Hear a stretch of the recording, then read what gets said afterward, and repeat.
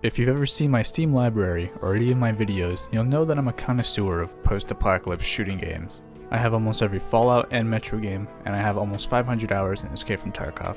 So with that being said, it only makes sense that I own the granddaddy of some of these games, Stalker. I bought Stalker, Call of Pripyat on October 26, 2017.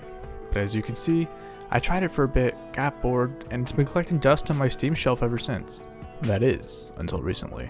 I rewatched a popular video on Stalker modding the post-apocalypse by Racevic, and then I thought, well, we've still got quite a ways before Russia 2028 is out, so I decided to mod Stalker.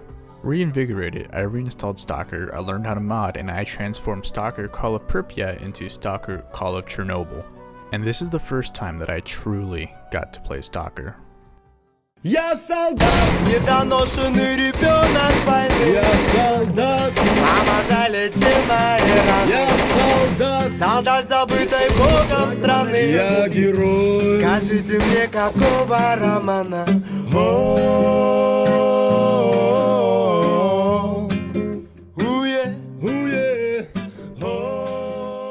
My first character was an ecologist, I think.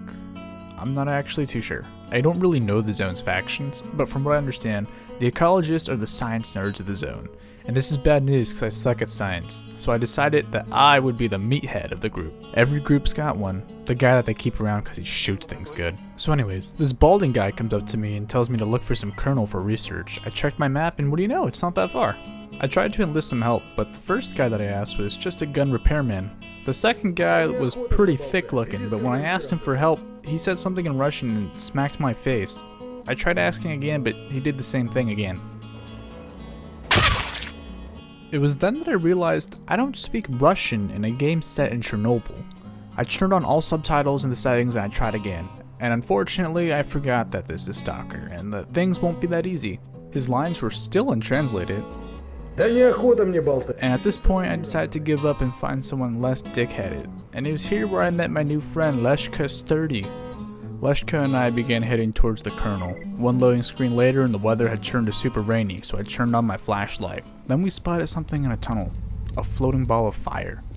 This was, I'm pretty sure, one of the zone's many anomalies. I surveyed it carefully until Leshka ran into the fire.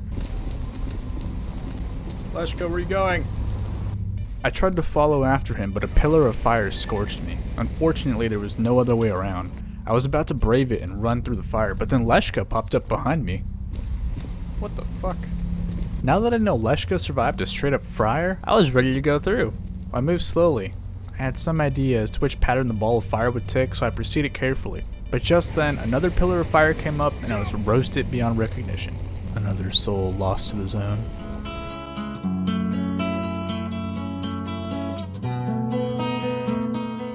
Second time around, I decided to be a monolith. According to the quick faction bio, we're basically the zone's version of the Nazis or KKK, a fanatical religious cult hostile to all but their own. In other words, if I was a meathead in my last playthrough, I was really a meathead this time. I was born, and then I went to befriend someone. I met a man named Edik, whatever. Edik agreed to accompany me. And this was when I realized that I had gotten 3 for the price of 1. Perfect. A man named Artem Lord gave me a quest. Artem said he was ill and that he needed 3 pieces of bread. Mans was walking around in full combat gear, so I don't think he was too terribly ill, but whatever. Leave it to me to be the breadwinner of this cult. Then I checked my inventory, and I realized I only had a PB pistol. Being a breadwinner was gonna be somewhat difficult. Then I forgot all about my lack of firepower when my homie Arthur Vacuum asked me to meet Rabbit because it was time to hunt some infidels. In the name of God! Apparently the rabbit had become the hunter. This sounded way more fun than finding 3 pieces of bread, so I decided to go find Rabbit because I wanted to shoot something. First, I had to find a way out of this compound. We took a wrong turn, I wandered around some underground labyrinth for about 20 minutes, it was a waste of time. However, I saw something pretty scary. A bloodsucker. It was already dead, and I walked up to its corpse, and when I saw that I could, I began to harvest its flesh.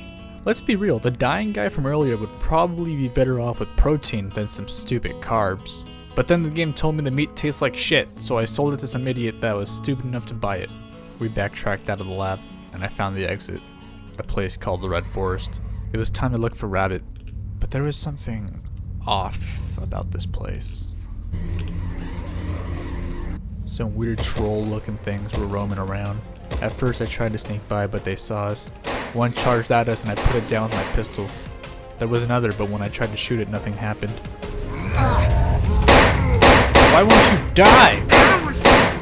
This one was different. It looked like a Jedi, and it was apparently using some sort of force to stop my bullets and to even attack. Then it shot its load at one of my boys, my comrade, Vlad. No!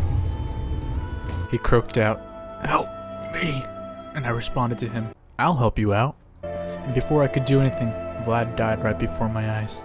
The beast caused a psychic explosion that damaged the rest of us and sent Vlad's corpse flying. Enraged, I ran towards Vlad's corpse. The thing defiled my comrade, Vlad. Spasiba, tovarich. I took Vlad's gun, and the rest of us gunned down the Jedi.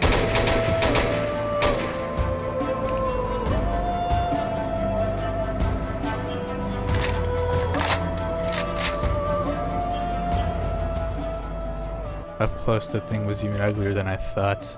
It was an ugly bastard. As we were heading off, something snuck up on me and slapped my gun out of my hands. And then I was dead. The fate of my comrades was unknown to me, but to a dead man, did it really matter?